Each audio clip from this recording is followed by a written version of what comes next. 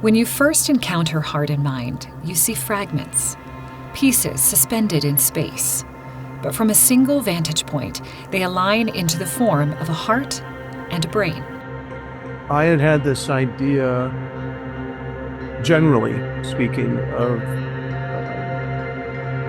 anamorphosis is an optical phenomenon, optically collapse different elements. We could basically create a portrait of, let's say, an anatomical heart, and then break it up into pieces, almost like a jigsaw puzzle, and then reverse engineer that into space where these things are catching light, because it gets light from both sides. I thought it would be fitting to put something that is an enduring puzzle over centuries. The sculpture represents the balance between intellect and compassion, between engineering and empathy.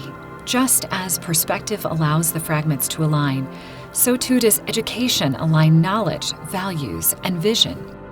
Oregon Tech is guided by an idea: improving the human condition. The human condition speaks to the shared qualities, experiences, and challenges of life. And like the Heart and Mind installation, it requires alignment of disciplines, of perspectives, of compassion and innovation. From many fragments, one vision emerges.